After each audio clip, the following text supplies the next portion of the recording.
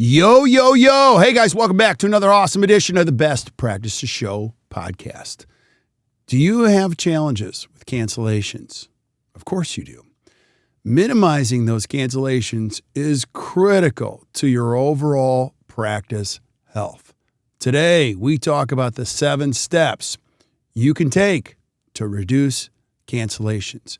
You have to incorporate these steps. I promise. The better your schedule gets, the happier everybody else gets, and the more profitable you will be. So make sure you listen to this episode. Check it out, share it with your team, and we'll see you guys soon.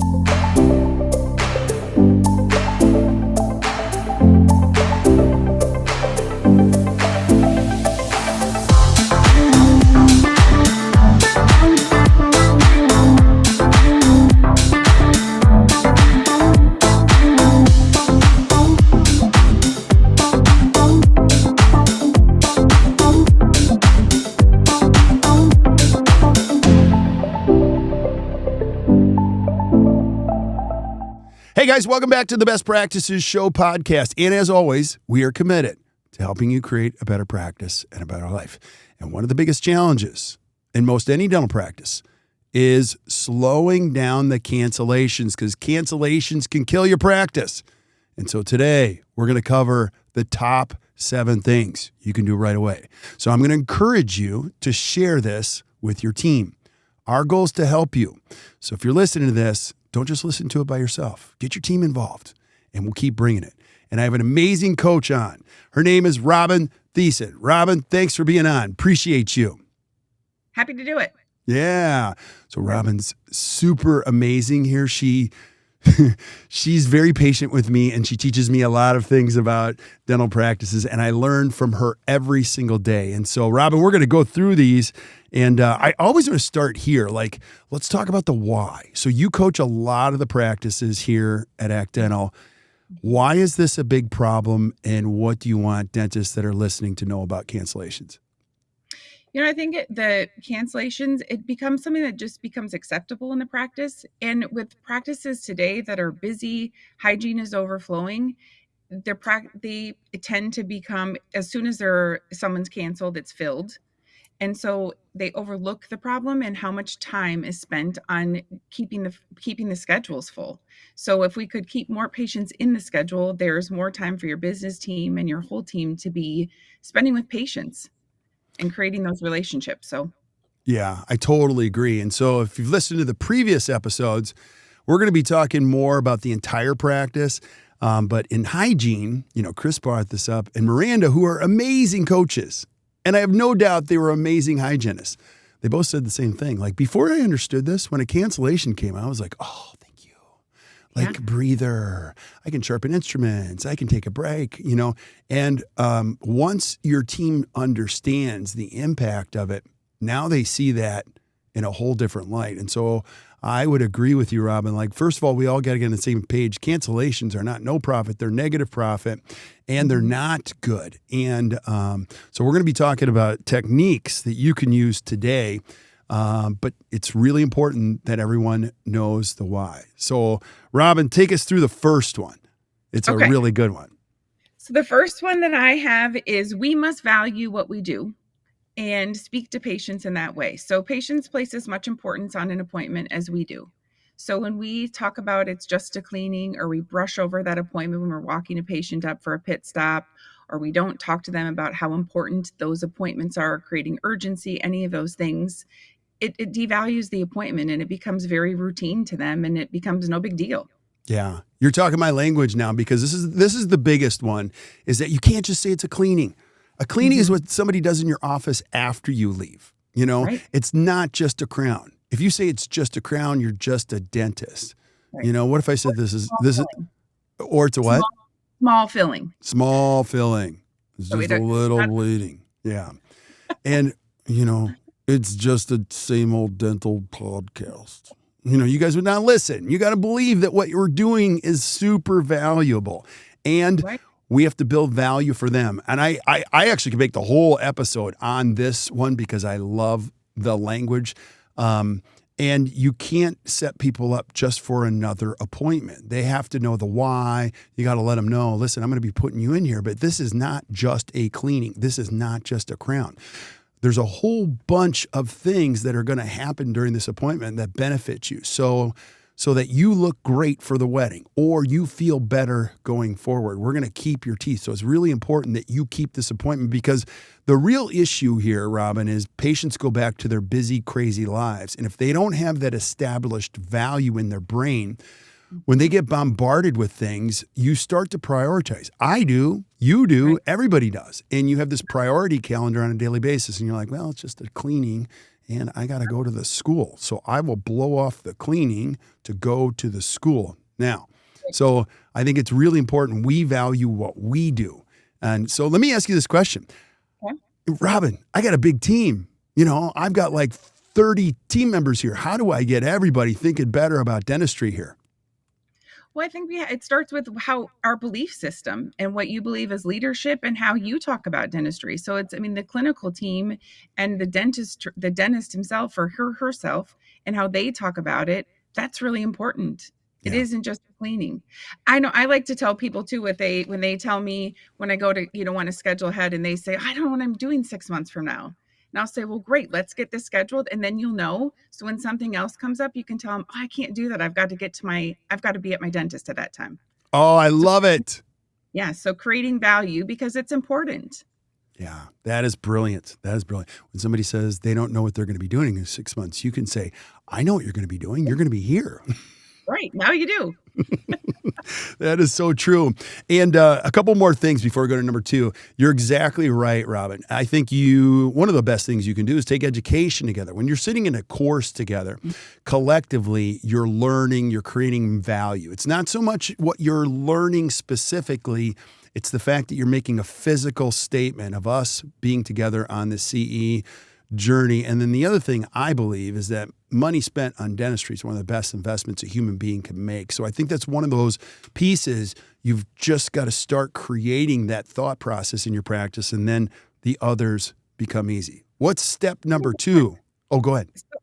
I was going to add to that is that, seeing a hygienist twice a year that's sometimes the only doctor appointment that people have in a year. Right. And the mouth is the gateway to so many things. It's a really important appointment. It's not just a cleaning. I totally agree. I went to the Cooper Clinic, and some of you guys have heard the story. My wife and I went, and Dr. Cooper, both of them that were there, said the hole under your nose is 75% of health. And I was like, really? And he said, yeah, dentists are the gatekeepers to the future health of our entire population. And I thought to myself, wow. They were fascinated that I worked in dentistry. They couldn't stop asking me questions. They said, do you know how important you are? I said, I am here for an exam. Like, I don't need that. So I totally agree. So what's number 2, Robyn? So number 2 is that all cancellations start at the chair. Ooh. So the clinical team, I think the business team carries the weight of the cancellations and no-shows. And really the clinical team has such an impact on this as well, with the languaging and how many times they talk about the cleaning, how many times they talk about returning for the appointment, the urgency the doctor puts on the treatment that they're recommending. All of those things they start at the chair. Yeah, totally agree. And it's important for the patient to hear it over and over and over again, at the pit stops and handoffs. And I know we tire of doing them in dentistry, and it's really not about us. It's about the patients, and they can't hear it enough. Yeah, 100%. And the big why behind this for me is we like to pass the buck a lot. We like to say, I got my schedule. I got all these patients scheduled, or I did my job. I clean, I put them in the schedule, or you guys schedule and you guys make sure they make the appointment. And as soon as you start passing the buck and nobody owns it, then things start to fall apart. And so if I'm a hygienist, I wouldn't be the best hygienist ever. I would think to myself, you know what? I'm going to start building a schedule. These people that really value our practice, and I'm going to let them know before they go up to the front, because it's crazy up there that you're going to keep this appointment type of a thing. So you do have to build value at the chair. Somebody's got to own that responsibility. And when I say this, I've been doing this a long time, all cancellation. I could almost take any cancellation that's ever happened in the history of dentistry. That would be a fun show. And say, where did it fall apart? It fell apart at the chair, either the language, the value, the explanation, all of that stuff. So I love it. Love it, love it, love it. So cool. What's number 3? This is going to be a good one. So number 3 is to know the cancellation and no-show percentages. You cannot impact what you don't know. And most often, I think people would believe that their cancellation or no-show is low, and it's oftentimes higher than they believe that it is. So knowing what it is, you can't impact it without knowing where to start or where you're starting from. Okay, bing, bing, bing, bing, bing, bing, bing. This is like one of my favorites of all time, and I need you to walk us through the how on this. But let me just say this before we get into the how. This is a huge one because, and again, I'll piggyback on what you said. You're a dentist. You don't know that those 3 people up front that are so amazing are working their tails off. And you think your cancellation rate is low because they know that your head is going to spin around and green puke's going to come out if you don't see a patient in the chair. So here's what they do. They grab the mud from the bottom of the river and they slap it in the schedule, and they're scrambling like crazy to make sure that it's full. And they spend 75% of their entire day slapping mud into the schedule, one after another. What a horrible waste of time. When you know these percentages, you know how much people respect you. Not just like you, but respect you. So, Robyn, and when you start with the data, like when you show the data, it shows me all this. So where do I get this data? What am I looking for, Robyn? So many of many of our practices use Dental Intel. So that's a great source. Now in Dental Intel, it has to be done correctly. So for each software, there are nuances to how you break or cancel an appointment so that it falls into the right bucket with cancellations and no-shows. The other ways are capacity trackers. So having each clinician keep track of how many hours they were scheduled to see patients for that day and how many hours did they actually see them. So that's a manual way to do it as well. Yeah. So I'm kind of a weirdo about this one because I love how all the nuances that works. I want you to go back to this. They have to be done well, which means team members that work the schedule, all of them have to know how to break an appointment, because in order first of all, where am I going to find this report? Because if I do have Dental Intel, you know this. I love Dental Intel, but it's way too much information. Where do I find that report, Robyn? What would I look for? I'm going to open it today. Which report am I? Which report to know how to do it in your software system? Yeah, broken appointment percentage. Where do I find that in Dental Intel? So it's on your performance board, and it's on the bottom 3. It's broken. The performance board is broken into. It looks like there are 9 different squares. It's the bottom third, and it's the 2 that are to the right. Okay. And the cancellation percentage tracks anything over 24 hours, if the appointment within 24 hours, and no-show is any change to an appointment under 24 hours. Okay, so I'm going to be the dentist listening to this podcast. Okay, so Robyn, I'm putting the podcast on pause. I just opened Dental Intel. Mm-hmm. Is this number I'm looking at good? What would you consider a good number? What would you consider a bad number? I'm curious. So I would like for both of them to be under 10% combined. Ooh, tell me why. Because I do believe that having some openings in your schedule is good because it allows for growth. It allows for new patients to come, and it allows for us to have scaling and route planning. We need to have some ability to have some openings in the schedule, emergencies that call, some of those things, but I want them to be controlled, and I want to be able to refill them. So that having those two, having that under 10% is my goal. Okay. And if mine's 17%, what is that telling me?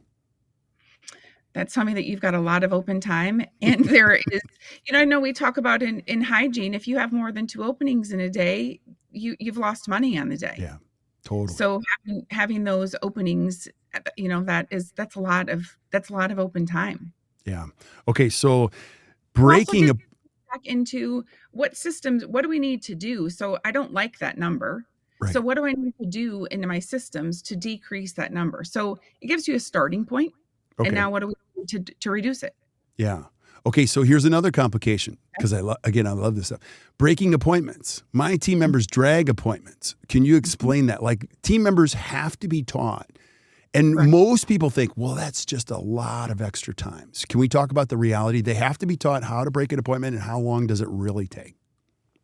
I mean, it's a couple of extra steps, yeah, but and it really the dragging appointments, what I find with that too is that oftentimes they get drug and they just sit there and the list becomes really long. It's cleaner. And I know like in EagleSoft, when you break the appointment, it goes to your quick fill list. So when you go to reschedule, the appointment is still there. It's maybe a click or two extra. That it is well worth your time to have everybody on your team on the same page with doing it and have your data correct. I love it. I love it. So know your number and Mm-hmm. then know how to break an appointment. And then the capacity tracker, you mentioned that. Go back to that. What's a capacity tracker? So the capacity tracker is a manual way to do it. So you'd have each of your clinicians tracking each day how many hours they're available to see patients and then how many hours they actually have butts in the chair. Awesome. And And so that's what capacity or how often they are seeing patients, what open time do we have with that? So I it's not as love much it's not going to track as much no-show versus cancellation. It's more of an open time. So you can look at those percentages as well. Yeah, I love it. And if you want a capacity tracker, Act Dental has one. You can actually use the capacity tracker that we give to all of our clients. It'll be down in the show notes. So if you're not taking notes, don't worry, we're doing it for you. You can flip up to the notes section and you'll see a link for the capacity tracker. What you're going to want to do is have every provider have one. And really don't do anything with it for now. Just have them track it. And over a couple months, the data is going to tell you a lot. Your question is, what story does this data tell me? And it's going to tell you some pretty cool stuff. It'll make your practice healthier right away. So what's number 4, Robyn? Number 4 is consider your appointments confirmed when they are made and use languaging that supports that. So telling your patients that you have the time reserved for them, it's on our calendar. Go ahead and put it on yours so that you also have reserved that time. You eliminating confirm and remind. If we continue to call and confirm appointments, it means it wasn't firm in the first place. So when we've reserved time for them, that's the language that we want to use. And when you're calling those patients as a courtesy reminder between appointments, using it more as a assumptive close of, we've got this time reserved, we're all set to see you tomorrow and we're looking forward to it. Rather than, if you can't make it, call us, or giving patients a bunch of outs of ways to not come in, or it's okay to cancel or no show for the appointment. Boom, drop the mic right there. That's so well said, Robyn. I'm going to totally steal that from you. That's pretty good. And I can't support you enough in that. And I notice that most with our practices that are in New York and San Francisco, they all hate the word confirm. And I said, why? Because it's not firm. It's Right. implied. And when you call people, let's just call this out. When you're a dental office and you're calling people, you're not calling to confirm them. You call it a confirmation call. The real reason you're calling them is one thing. I want to know if you're coming. And so you want to eliminate that whole thought process. And I heard a hygienist say this once. We consider all appointments confirmed when scheduled. In the event you would like a reminder, I'm happy to do that. But let's make no mistake, you will be here and so will I. I was like, whoa, that's awesome.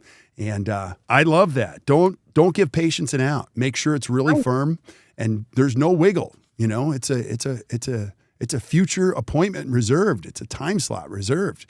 And one more thing, it's a bond of trust. Let me just go one more. Like if I'm going to give you a time, it's a bond of trust. And you're going to find that people that value your time and pay for what you do are the best people to build your practice with. So brilliant, Robyn. What's One number more 5? thing, Oh, wait. Kirk, is having a 48-hour cancellation notice. You've just told patients when it's okay to cancel with you. Okay. So I'm going to eliminate the 48-hour cancellation. The appointment is reserved. Let's go on the assumption that the patient's going to be there. Okay, there's 2 in there. There's 2 nuggets. So if you're listening to the podcast, okay, you want to eliminate that out. Don't even give them an out. That's not an option. You're giving them an option, and people, human beings, given options will always pick the easiest one. So don't give them that option. Number 2, you used a word that hurt my ears. It's called cancellations. We're actually going to add an eighth here. I firmly believe you should never use the word cancellation. If you ever use the word cancellation, you might as well trade it out with violation. So when you're calling patients that have canceled on you, you can say, Miss, or another patient to fill it, you can say, Mrs. Jones, somebody violated us today. We hope you don't violate us also.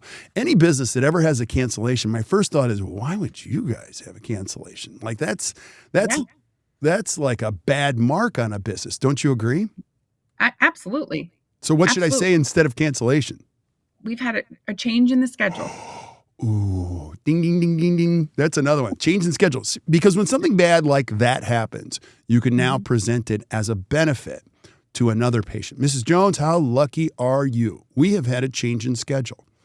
Instead of saying, Mrs. Jones, somebody canceled on us, you can come in this spot that somebody canceled on, so I don't know. Having fun with you guys, but make sure you're listening. So cool. Number 5. I love number 5 too. What's that? The 5 is to start coding patients' behavior. Ooh. And so creating codes in your practice management software to track cancellations, changes in schedule, no-shows, and late arrivals. Yeah. So that we can tell, we can track a patient's behavior. Someone once told me, when a patient shows you or a person shows you who they are, believe them. And so if there is this trend in how they are treating you, it's on us to respect our schedule and to train the patients how to respect it as well. Yeah, I totally agree. Now, please hear this. We are just coding behavior. There are people that value you and your time, and there are people that do not. And the important piece of coding is that you're just coding behavior. This might be the one exception that you do use cancellation, because I want it to show up on the ledger that they canceled. And I like that word, boom, right there. Cancel, no show, late. As you guys would agree listening, it's 3 different behaviors. A cancel is not a no-show. A late is not a cancel. Those are 3 different behaviors. And when we put those in the schedule, now the question always comes up, Robyn, the ADA has codes for those. Should I use the ADA's codes, or am I going to create unique codes? Because the ADA code, from what I understand, records an actual visit. Is that true or not true? I like to create my own codes so that it's a way for us to track it, and it keeps it separate from any ADA code. It's an other code, and it's unique to our practice. So create a code that works for you. Yeah. So I agree with you. Create a unique code that works for you, and when you put it in there, it's going to show up on the ledger. Now it makes it easier for the team members to have a discussion, because you're just going to print a piece of paper and you can say things like this, Mrs. Jones, as you can see, it looks like our schedules aren't matching up. Why don't we do this? Why don't you call me on a day when you know you're going to be free, and I will do my best to get you in. So that's one piece of it. The other piece of these codes is you can better utilize your software. So in EagleSoft or Dentrix, and I'm not that sure about Open Dental, but I'm pretty sure they can do that too, you can create what are called schedule alerts. It's an automation, and I'm most familiar with it in EagleSoft, that when the third code that you've uniquely created gets entered, a window pops up. And the window notifies everyone on your team about the behavior. This is the 3rd time this code has been entered. Please do not schedule the patient. Now, the team members can override that. They can. But what you do is you create automations. I believe, this is one of my questions. I've never asked this one. How many cancellation codes do we figure? I think it's 3. When you have 3 strikes, you've shown me who you are. Would you agree with that? Yes, but at 2, I'm going to have a conversation about it. Yes. I knew you were going to say that. I love it. What kind of conversation are you going to have with the patient? What are you going to say? So you recommended having the conversation about getting them, putting them on a call list. I would add another option to that. Okay. And I would allow them to be on a call list, or they could go ahead and prepay to reserve the time with us. So either one of those will work. Which is going to be best for you? Yeah. And I'm opinionated on this, as you're going to see. I'm not a fan of we'll put you on a call list and we'll call you back again and again and again. If you've canceled on me 2 times, I agree. We're going to have a sit down and we're going to let you know this is not okay. And going forward, we need to make sure that our schedules line up on these appointments. That's number 1. Number two, if you've canceled on me 4 times or 5 times, I'm not Right. putting you back in the schedule. I know people like come up with all these clever things. No way. If you've canceled on me 6 times, this is what we're going to do. It looks like our Yeah. schedules aren't matching up. I'm going to ask you to call me on a day when you know you can make it. And if she has 2 crowns that have to be done, I'm going to find a way to get her in either today or tomorrow. But you're going to work to get back into my schedule. I'm not going to keep chasing your bad behavior. Would you agree? Absolutely. Yeah. I also, to say to patients too, gosh, it looks like we're having a hard time getting our schedules to line up. What recommendations do you have, or what suggestions do you have that could make it easy for both of us, for this to work for the both of us? So putting it back on the patient too, to understand from them, like, what can we do with this system that's going to work for you to be here when you need to be? Brilliant. So it's not just about me. It's about them too. Yeah. One thing we teach here at Act Dental is this. We teach people how to treat us in a business. Mhm. Te- Absolutely. we teach team members, we teach patients, we teach human beings in a business how to behave. We do. And I think you have to hold that standard high. When I go to the airport, I don't behave how I want to behave. When I go to my favorite restaurant, I go, no, I'm not doing this. I'm doing something different. No, they've trained me. This is how people behave here. And if you don't like the way we do it, you can go to another restaurant. And I go, well, I don't want to do that. So those Yeah. are, I'm big on boundaries. I like boundaries. When you cross boundaries, I'm going to let you know this doesn't work. Right. I hear from teams all the time that it's customer service to allow patients to behave this way, and I push back on that. In that this is a relationship business, and in a relationship there are 2 sides, and each person is responsible for their behavior. So it's having boundaries and teaching them to respect my time, and I will absolutely do the same for yours. Yeah, I totally agree with you. And I disagree with that other sentiment that somebody gives you. Like, if you say it's okay when I cancel, I'm kicking you in the shins and you're giving me a Snickers bar. So I'm going to want more and more Snickers bars. And you're going to find when you do this data thing, this is what's going to be fun if you're a team member listening. You're going to gather all this data and you're going to find that your craziest patients are related to the dentist. It's all the dentist's family members. It's his sister. It's his Yeah, buddy from high school who's canceled yeah, 17 times. And right. they're best friends from high school. So he has permission just to screw things up. And you can print out this ledger, give it to your doc and go, your sister's crazy. Are you sure you want me to chase her down? And he or she can go, no. So put those codes in there. And one Yeah. last thing, data removes all emotion, for the patient and for you. So patients only remember what they want to remember. So when you print out these ledgers or whatever you show the patient, they will go back in their iPhone and they'll see it. You're kind of calling them on their behavior. We're going to get honest right away. And as you can see, it doesn't look like our schedules are matching up. Now, I'm going to take that. I might be mad when I leave, but then when I go back in, when I get in my car because I'm mad or a little frustrated, I'll go, wow, I did cancel all those. Holy moly. Like I got to clean up my act. It becomes this, doctor, if you're listening, this becomes a great way for you to systematically support your team so that they're not spending 75% of their day putting out fire after fire. I love that, Robyn. What's number 6? So number 6 is, when I hear a lot of team members, and I used to do it myself too, was when patients would call to say that they needed to cancel their appointment, I would tell them that, oh, that's okay. And really, it's not okay. No. So remove that piece of it. I believe when patients call in and I'm so sorry I can't be there, they're expecting for us to make it very easy. And they're expecting for us to say, it's okay, no problem, we'll take care of it. And so I like to put patients on, tell them, let me put you on hold for 1 minute. So let me take a look at your account and I'll be right back with you. And so by putting them on hold, pausing, collecting yourself, because I know that these also can be hard conversations for team members to have. It's a change for them. It's different, and confrontation or having a tough conversation can be hard for them. So by putting it on a hold, having the patients wait for just a moment and collecting your thoughts and really being able to understand how many times this patient has canceled or they have not shown up or they have been late helps you to frame what you're going to say next. Yeah, I love this. And I have a special place in my heart for admin team members in dentistry because there's, like you said, There's not a lot of help for these people. Most Right. admin team members are hired, and you as a dentist go, I'm so glad to have you. Welcome to my office. Go. And the team member says, where? And you say up front, and you go up to the front as a new admin team member, and you sit next to Sally, who's been there for 10 years. And Sally says, welcome to the jungle. And you don't onboard them, you waterboard them, which is not fair to them. So that's piece number one.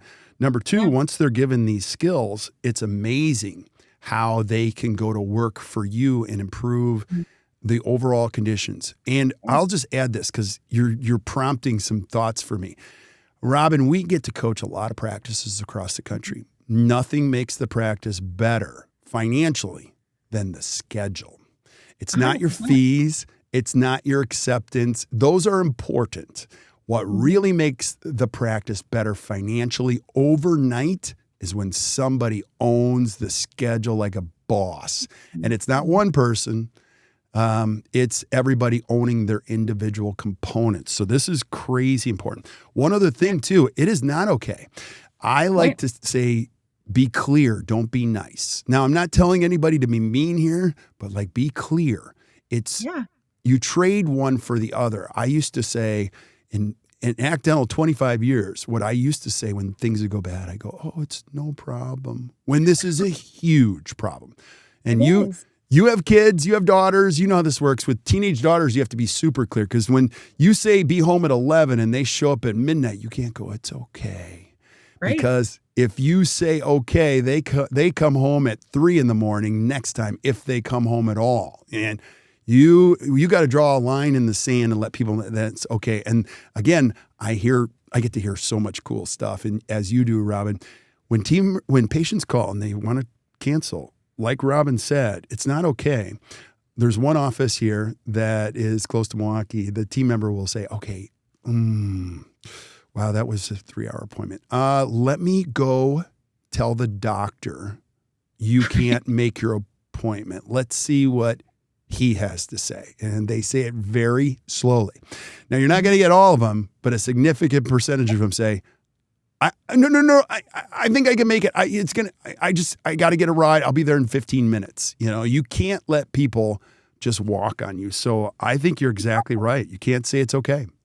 And it's also an opportunity to continue to add value. So if they're coming in for hygiene, many of our practices right now, hygiene is overflowing. And so they're not going to get in for 6 months. So how about instead saying, gosh, I'm concerned because my next appointment that I have available is 6 months from now. That is a long time between your hygiene visits. And I'm concerned about your health. Is there any way that you can keep that appointment today?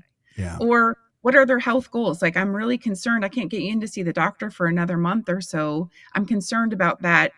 The crown that you were needing, is there any way that you can keep that appointment? So to build value into it and go back to what's important to them rather than, scolding them. It's really about let's build value into this and see what they can do to make it. 100%. I think you're brilliant, Robyn, with your verbal skills. And all I could hear, the verbal skills are awesome. And the underlying tone here is you got to fight for the patient. I like the idea of being the advocate. You're not going to cancel on me, Robyn. You know why? Because I care about you. And, we got to get you back. We got to keep you in the schedule. We want you to keep your teeth. You've got, the wedding around the corner, whatever. It's okay to tell people you care about them. And we got to keep you in our schedule. And we're a busy practice. There's a good chance we may not be able to see you for a while because we're killing it here. So that's really important. So I love it. And what's number 7? This is a big one that comes up. Number 7 is to get rid of your cancellation fees. Whoa. Okay, back up. What do you mean? What do you mean? So I believe that verbal skills outweigh a cancellation fee hands down.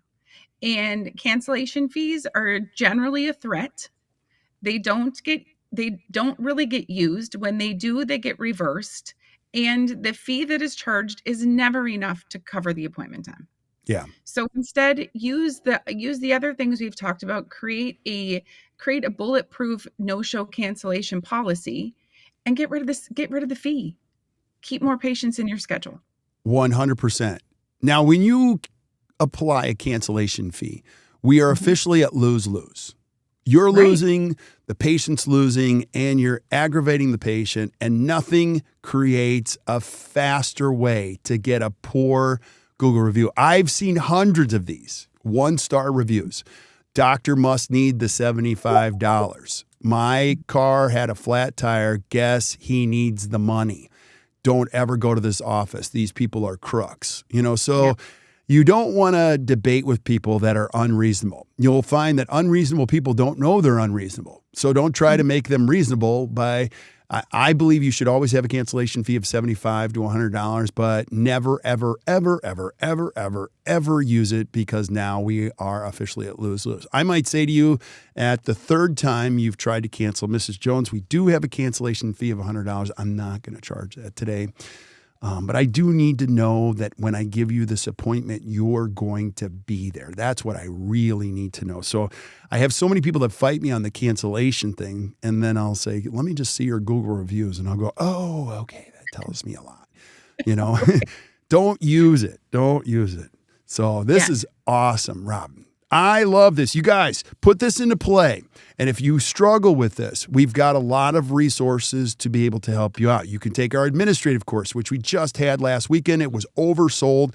And again, there's not a lot of support for the admin team members. And Miranda, one of our amazing coaches here, led that. So there's plenty of resources. We're going to put the notes in place in the show notes and all the things that we mentioned. If you really struggle, just reach out to us. We're so happy to help. But Robyn, I appreciate you so much. Any last thoughts on cancellations and why this is so important? My last thought would be, as the business team, when you put these into place and you save appointments, celebrate it. Let your team know that you saved an appointment. It's a big deal. So when you actually put these things into place, celebrate the wins and celebrate the decrease in that no-show cancellation percentage. Yeah, that's so good, because oftentimes we're so focused on what's not working instead of celebrating what's working. So make sure you add some value to that. So right. Yeah. Awesome. So, Thank you so much, Robyn. We'll stick around while I say goodbye to everybody else, but thank you guys for listening to the Best Practices Show podcast. Hey, if you enjoyed this, I'm going to ask you to do a couple things. Number one, share this with your team. Don't just listen to it by yourself. Share this with your team, have a team meeting about it, and come up with a plan yourself. I promise you, your schedule will get better and everyone will be happier. So just do it. And if you enjoyed today's podcast, do us a favor, just share this with your friends. We love this great profession. It's incredible. And we're going to fight like crazy to bring you the best information so that you guys can have a better practice and a better life. So keep showing up. So until you hear from us next time, or we see you next time, keep watching or keep listening to the Best Practices Show. You guys enjoy your day.